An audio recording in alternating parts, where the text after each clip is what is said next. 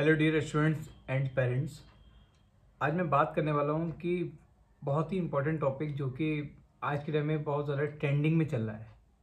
Trending में इसलिए बोल रहा हूँ क्योंकि आज जो स्टूडेंट्स जो हमारे एक नया कल्चर लेके आए हैं, पढ़ाई में कम लेकिन लड़ाई में ज़्यादा है। ये टॉपिक मैंने क्यों बनाया है, ये मैं प्रैक्टिकली लाइफ में देख रहा हूँ बहुत सारे स्टूडेंट्स को लेके, और ये खासकर ये जो टॉपिक है ये बॉयज़ के लिए बहुत ज़्यादा इम्पोर्टेंट है, जिसको ध्यान से एक बार आपको समझना पड़ेगा और सुनना पड़ेगा। इसमें आपको काफ़ी चीज़ें क्लियर भी होंगी कि ऐसा हम करते ही क्यों हैं।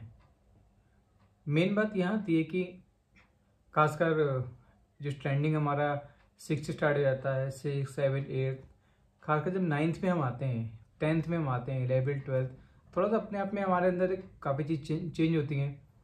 हमारा एक मैच्योरिटी लेवल चेंज होता है, लेकिन मैच्योरिटी के अलावा हमारी सोसाइटी है, हमें इसमें चेंजेस लाना बहुत ज़्यादा ज़रूरी होता है।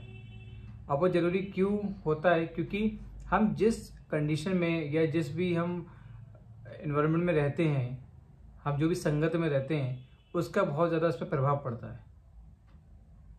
आज हम देखते हैं कि जैसे ही स्कूल्स में छुट्टी होती हैं, ये स्कूल्स लेवल की बात कर रहा हूँ मैं, कॉलेज में तो हम बाद में पहुँचेंगे।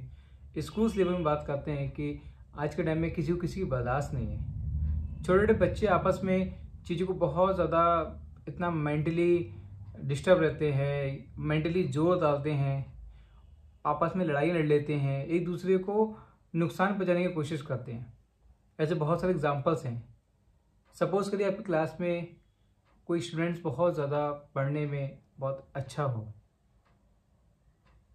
तो दूसरा स्टूडेंट्स उसको कंपेयर कैसे करता है कि मैं इसको नीचे कैसे करूं। वो ये कंपेयर नहीं करता है कि मैं इससे बेटर पढ़ाई करूं, अच्छे से मैं मार्क्स लेके आऊं ताकि मैं इससे ऊपर हो सकूं, एक अच्छी सी चीज़ों को कवर कर सकूं। बट वो क्या सोचता है कि मैं कैसे भी करके इसको नीचे गिराऊं। मतलब वो उसको फिजिकली चोट पहुंचाने की कोशिश करता है, उसको कुछ ना कुछ ऐसा कुछ करने की कोशिश करता है जिसकी वजह से उसको फिजिकली प्रॉब्लम हो। आपस में लड़ाई लड़ लेते हैं। एक जो सोसाइटी होती है तो उसमें आज के टाइम में कॉमन चीज़ें हैं गालियाँ, जो हम नॉर्मल देखते हैं बच्चों में इसलिए बात कर रहा हूँ बार बार, बड़ों में तो ये चीज़ें होती लेकिन बच्चों में जब चीज़ें स्टार्ट हो जाती हैं तो फिर उसको रोकना थोड़ा सा इम्पॉसिबल होता है। और ऐसा नहीं है, कोई नई बात नहीं है, लेकिन जहाँ तक हम कंट्रोल कर सकते हैं उसे कंट्रोल करने की कोशिश करना चाहिए, टीचर्स को भी, पेरेंट्स को भी, और हमारे आसपास जो भी माहौल है उसमें देखते हुए उन सबको भी। बच्चे जैसे थोड़ा सा 9, 10th में जैसे मूव करते हैं तो वो देखते हैं कि उनका जो माइंड है, अगर जैसे किसी की बात हो गई, किसी की कोई लड़ाई हो गई, किसी की कोई हॉट हो गई, तो एकदम एग्रेसिव हो जाते हैं। एकदम मतलब बात ही नहीं करना, ठीक से चीज़ों को सॉल्व ही नहीं करना, सीधा हाथापाई कर देना, सीधे मतलब उसको चोट पहुँचाना है कैसे भी करके, कि मैं बंदे बुला लूँगा, मैं ऐसा कर लूँगा, मैं वैसा कर लूँगा, मेरी इससे पहचान है, मेरे पे ये सामान है।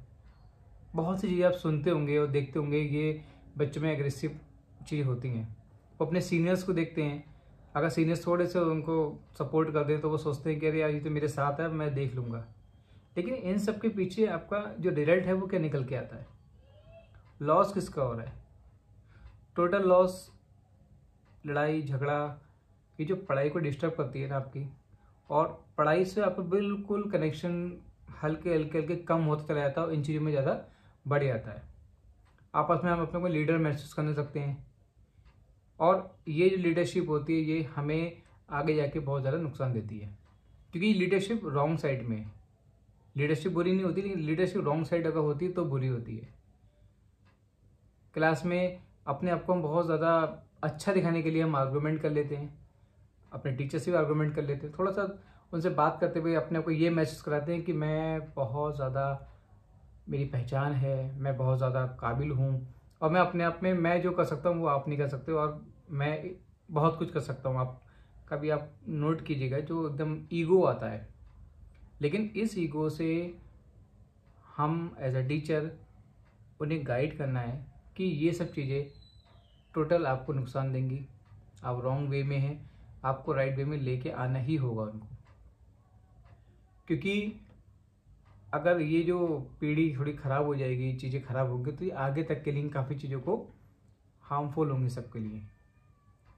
उन्हें आपको कनेक्ट करना है। और डियर स्टूडेंट्स, मैं आपको फिर बताऊं कि आपके पेरेंट्स आपको बहुत ही उम्मीद से आपको स्कूल्स भेजते हैं।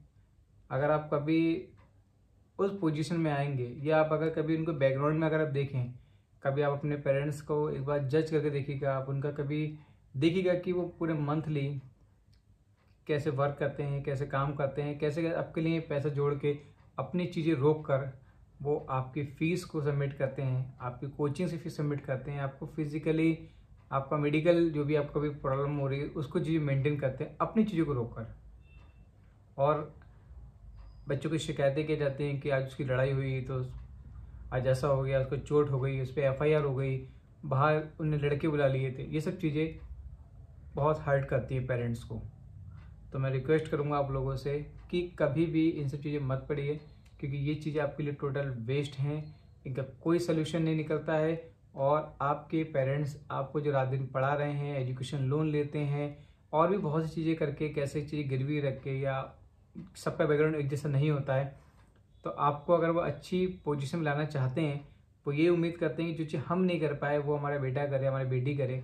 लेकिन हम ट्रैक को पकड़ नहीं पाते हैं, हम रॉन्ग ट्रैक में चले जाते हैं, जिसकी जो प्रॉब्लम क्रिएट होती है वो हमें तो होती है, हमारे पेरेंट्स को उससे ज़्यादा होती है। हम कम एज में और काफ़ी सारे जो मैटर्स निकल के आते हैं, जो लड़ाइयों का वजह निकल के आती है, वो सिंपल सबको पता होता है ज़्यादातर कि मेरी बंदी को उसने छेड़ दिया, मेरे बंदे को उसने छेड़ दिया। एक्चुअल में जिसके लिए हम लड़ते हैं उसे खुद नहीं मालूम होता है कि हम लड़ क्यों रहे हैं, मतलब लड़ाई हो क्यों रही है, उसे खुद भी पता नहीं क्या बात क्या चल रही है। लेकिन हम अपने आप को आई एम द बेस्ट एक फॉर्म में लाने के लिए हम चीज़ों को बहुत ज़्यादा एग्रेसिव रहते हैं, और लास्ट में रिजल्ट निकल के आता है वो बहुत ज़्यादा आपका पुअर निकल के आता है, क्योंकि जो गोल्डन अपॉर्चुनिटी थी वो हमने ख़राब कर दी, उस चीज़ को हमने समझा नहीं, और टाइमली वो चीज़ हमारे लिए थोड़ा सा डाउन कर देती है। तो ऐसा मत कीजिए कि जो आपका पीक टाइम है वो बहुत अच्छा होता है, आपका ये टाइम होता है बनने बिगड़ने का। और पेरेंट्स को अगर आप कुछ अच्छा दे सकते हैं तो अच्छे मार्क्स दे सकते हैं, अच्छा रिजल्ट दे सकते हैं, और स्कूल में अच्छा परफॉर्मेंस दिखा सकते हैं, जिससे आपका जो जजमेंट हो, भाई आपके पेरेंट्स को कोई नहीं जानता उस स्कूल में, वो इस नाम से जानते हैं कि उसके फादर आए हैं, उसकी मदर आई हैं।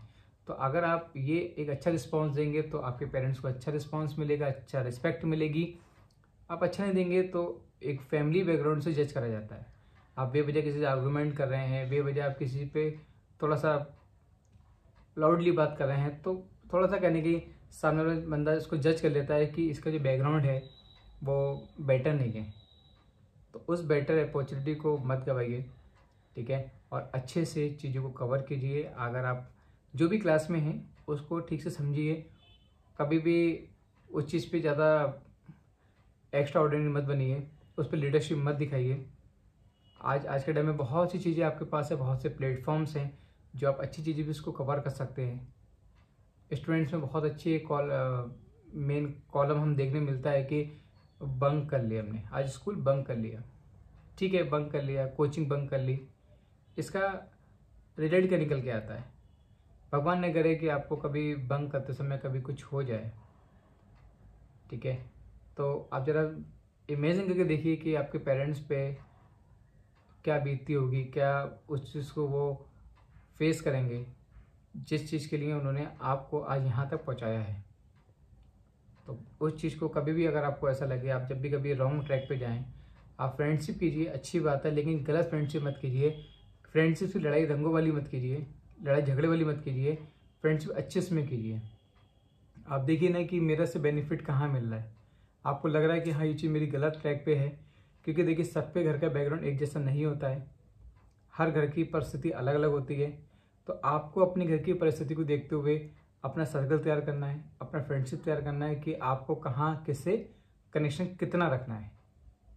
आप ये मत सोचिए कि यार ये काम नहीं कर रहा है तो मैं भी क्यों करूँ, आज ये नहीं पढ़ रहा तो मैं क्यों पढ़ूँ। तो ऐसा नहीं करना है आपको, थोड़ा सा अपने आप को एक मॉडिफाइड कीजिए। आपने एक मूवी जरूर देखी होगी 3 इडियट, तो उसमें आमिर खान का बहुत अच्छा रोल ये था कि वो चीज़ों बहुत ज़्यादा कैजुअली, बहुत ज़्यादा आपकी संगति डिपेंड करती है नहीं, लेकिन आप अपना जो आपका फैमिली बैकग्राउंड है, जो आपकी फैमिली प्रॉब्लम्स हैं, आप उसको देख के जरूर चीज़ों को कवर कीजिए। आप एक बार जरूर माइंड में जोर डालिए कि आपकी जो फीस सबमिट हो रही है, आपकी जो ज़रूरतें पूरी हो रही हैं, वो किस मेहनत से, किस तरीके से वो चीज़ हमारे पेरेंट्स हमारे लिए कर रहे हैं, कौन हमारे लिए कैसे कवर कर रहा है। अगर आपको इन सब चीज़ों का अंदाज़ा हो जाएगा तो लाइफ में कभी भी आप गलत ट्रैक पे नहीं जाएंगे। क्योंकि हमारी फर्स्ट अपॉर्चुनिटी क्या है कि हम अच्छे से एक ऐसा बेटर अपने आप को बनाएं कि हम अपनी फैमिली को आगे जाके सपोर्ट कर सकें, ना कि अपनी फैमिली को हम बहुत ज़्यादा परेशान कर सकें।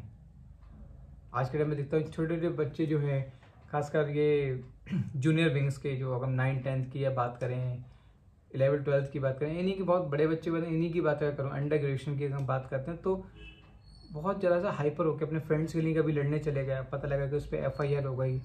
अब आपका तो रोल ये था, आप सिर्फ खड़े थे, आपसे बात कर रहे थे, लेकिन आप पर भी हो गई। क्यों? क्योंकि आपकी सोसाइटी गलत थी, आपने गलत जगह साथ दिया। ये भी नहीं है कि आप बिल्कुल चीज़ों को, ठीक है, जहाँ गलत है वहाँ अपनी बात को रखिए, लेकिन हर चीज़ का समाधान आप अपने करियर से खिलवाड़ मत कीजिए। अगर आप पे किसी तरह कोई अगर एक FIR हो जाती है तो आपका पूरा जो आगे का जो भविष्य है ना, वो पूरा खतरे में है। आप अच्छी एजुकेशन नहीं ले सकते, आप अच्छी जॉब नहीं कर सकते, आपको हर जगह कहीं ना कहीं काफ़ी चीज़ों को फेस करना पड़ेगा। तो मैं आपसे यही रिक्वेस्ट करूंगा। मैंने ये वीडियो बनाने का मेरा पर्पस सिंपल ये था, क्योंकि मैं काफ़ी टाइम से देख रहा हूँ कि अब जो स्टूडेंट की जो नई जनरेशन आ रही है, वो चीज़ों को समझने की कोशिश भी नहीं करती है। वो थोड़ा सा लाउडली रहती है, वो थोड़ा सा एकदम ऐठ में रहती है, वो थोड़ा सा अपने आप को ये शो करना चाहती है कि आप, सामने वाला बंदा हमारे लिए कुछ नहीं है, सामने वाले बंदे की कोई वैल्यू नहीं है, सामने वाला बंदा अपने आप को अपने आप से कम आंकने की कोशिश करता है। बट ऐसा नहीं है, हर बंदे का अपना एक पेशेंस होता है, और आपके अंदर भी मैं चाहूँगा कि पेशेंस आना चाहिए अपने करियर को लेके, अपनी पढ़ाई को लेके, अपने फैमिली को लेके, और खासकर एक रेस्पेक्ट कॉलम जरूर होना चाहिए आपके अंदर। रेस्पेक्ट का मतलब ये नहीं होता है कि सिर्फ आप सामने वाले बंदे को इज्जत दे रहे हैं, सामने वाले बंदे की बात को अगर समझ रहे हैं, सुन रहे हैं और अच्छे से उसको फॉलो कर रहे हैं, उसका एक्चुअल मतलब रिस्पेक्ट होता है। आप बोल तो रहे हैं, लेकिन बोलने के साथ साथ सुन भी रहे हैं, तो तभी आप रेस्पेक्ट पे काबिल होंगे। तो आई होप ये वीडियो आपको जरूर पसंद आई होगी, और अगर पसंद आई तो प्लीज़ अपने फ्रेंड्स में इसको शेयर जरूर कीजिएगा, ताकि अगर कोई गलत ट्रैक पे है तो वो सही ट्रैक पे आने की जरूर कोशिश करें। Thank you so much watching this video. Have a good day.